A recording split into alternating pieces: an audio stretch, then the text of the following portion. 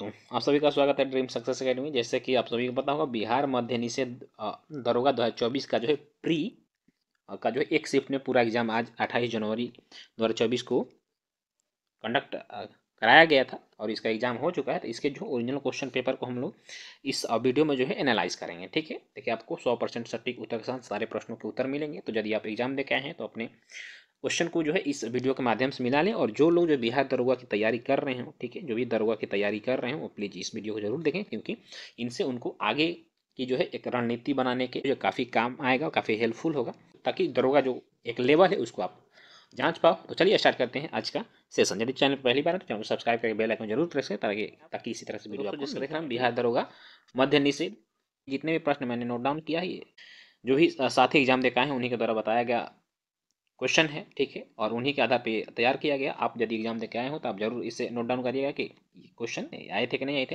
100% sure कि यही question आपको आए थे। ठीक है, देखिए क्वेश्चन नंबर है, लॉन्ग वॉक फ्रीडम पुस्तक को किसने लिखा? तो इसको नेल्सन मंडेला ने लिखा था। ठीक है, उत्तराखंड के इस सुरंग में मजदूर फंसे थे। आप सभी को पता, काफी जो है चर्चित घटना हुआ था और बहुत दिनों तक ऑपरेशन चलाकर जो है वहां से मजदूरों को निकाला गया था। यह आपको सिलकियारा सुरंग जो कि बन रहा था, इसी में आपको मजदूर फंसे हुए थे। नेक्स्ट क्वेश्चन था, टेंटेलम क्या है? तो टेंटेलम यह जो है आपको सतलज नदी में पाया गया एक दुर्लभ क्या है, धातु है।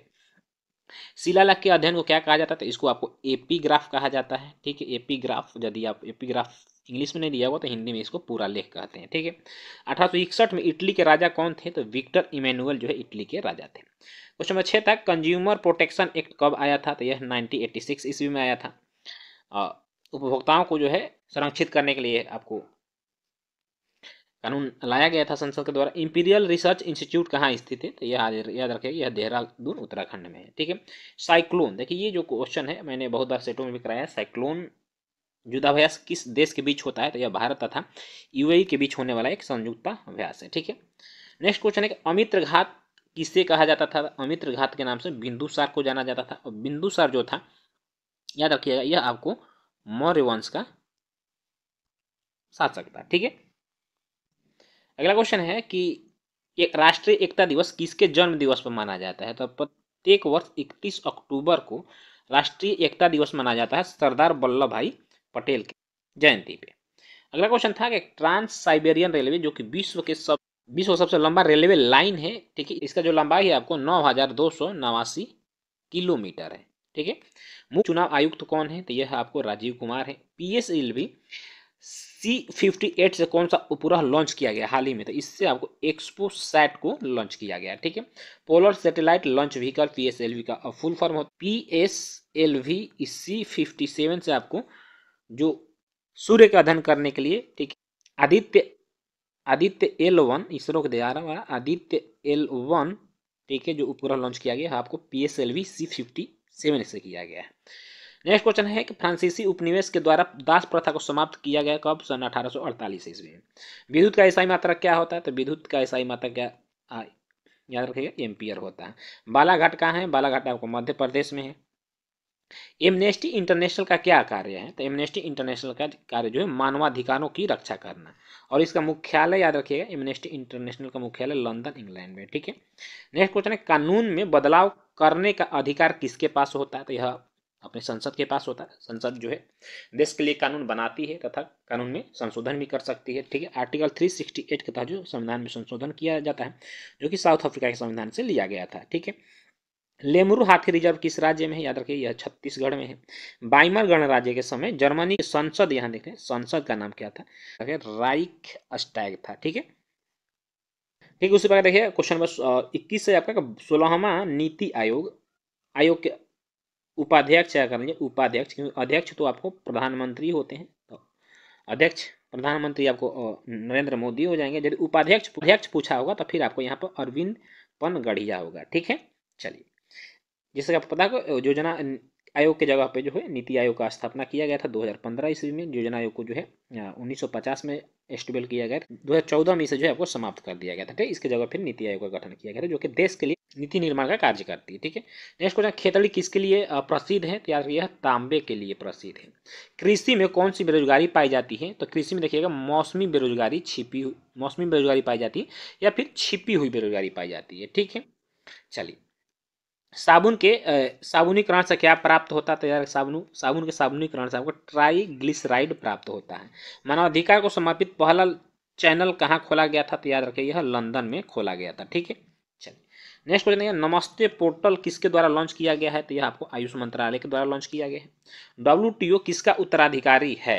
देखिए उत्तराधिकारी कहने का मतलब WTO जो संस्था, इससे पहले कौन सी संस्था काम करती थी? तो इससे पहले याद रखें गैट काम करती थी। ठीक है, जिसका फुल नेम होता है general agreement on tariff and trade. ठीक है, तो इसकी स्थापना सन 1947 ईस्वी में किया गया था, किंतु फिर इसके जगह पे इसका नाम चेंज करके वर्ल्ड ट्रेड ऑर्गेनाइजेशन कर दिया गया, WTO, जिसका मुख्यालय याद रखिएगा, कभी कभी पूछ देता है, मुख्यालय इसका जेनेवा में, और इसकी स्थापना सन 1995 ईस्वी में किया गया था। ठीक है, यह विश्व भर के जो व्यापार होता है, भर के व्यापार को संतुलित क्या है, अधिनियमित करता है। नेक्स्ट क्वेश्चन क्या है कि यूनान को स्वतंत्रता किस संधि के तहत मिला? तो यूनान को स्वतंत्रता जो है आपको वियना के संधि के द्वारा 1815 में मिला था।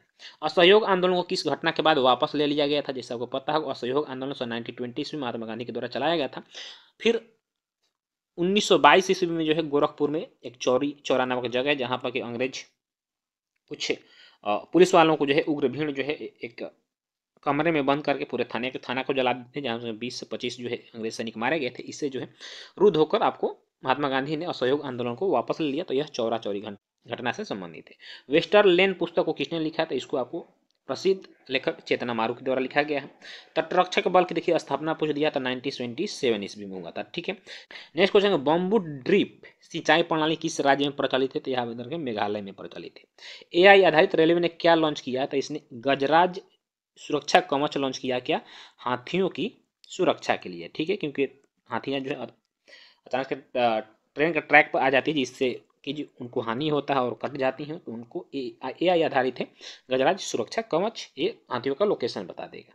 कृषि कृषि किस क्षेत्र के अंतर्गत आता है? यह प्राथमिक क्षेत्र के अंतर्गत आता है। द्वितीय क्षेत्र के अंतर्गत विनिर्माण आ जाएगा, और जो भी आपको सेवा है, ठीक है, सेवा क्षेत्र जो है तृतीय क्षेत्र के अंतर्गत आता है।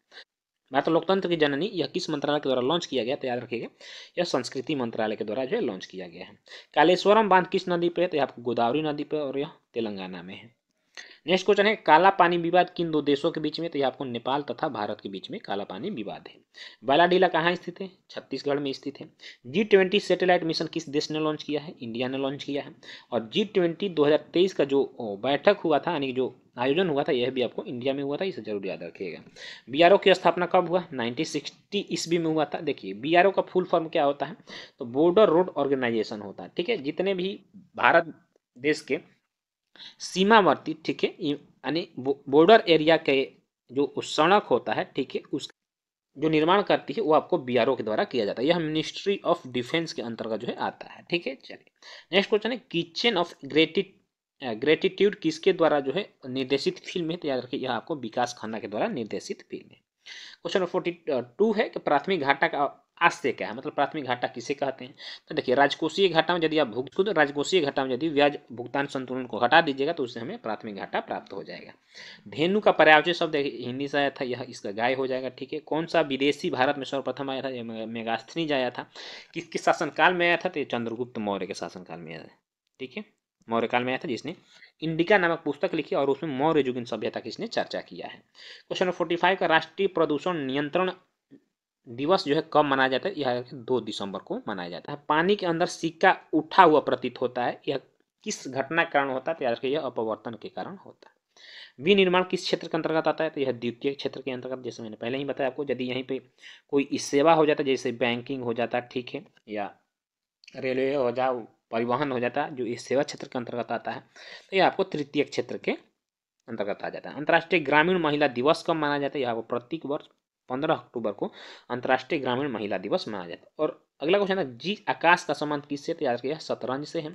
और सब्लिमेशन यानी ऊर्ध्वपातन प्रक्रिया क्या है? तो ऊर्ध्वपातन क्या होता है कि जब किसी ठोस को, ठीक है, गर्म किया जाता है, क्या गर्म किया जाता है, तो यह बिना द्रव बने, ठीक है, डायरेक्ट क्या हो जाता है, वाष्प बनकर गैस में परिवर्तित हो जाता है। इसी प्रक्रिया को हम सब्लिमेशन यानी कि ऊर्ध्वपातन प्रक्रिया कहते हैं, याद रखिए। दोस्तों देखिए अभी हम लोग ने जितने क्वेश्चन मिले थे, यानी कि लगभग 50 क्वेश्चन आपके मिले थे, जिसको कि मैंने आपको करा दिया। इसका सेकेंड पार्ट, ठीक है, जैसे ही और क्वेश्चन मेरे पास आते हैं सेकेंड पार्ट, और बचे हुए जो 50 प्रश्न है, इसको भी मैं आपको अगले वीडियो में करा दूंगा। तो यदि चैनल पर पहली बार है तो चैनल को सब्सक्राइब कर लीजिए ताकि इसका पूरा जो है पार्ट आप देख पाएँ। फिर मिलेंगे इसके नेक्स्ट एपिसोड में। जय हिंद, वंदे मातरम।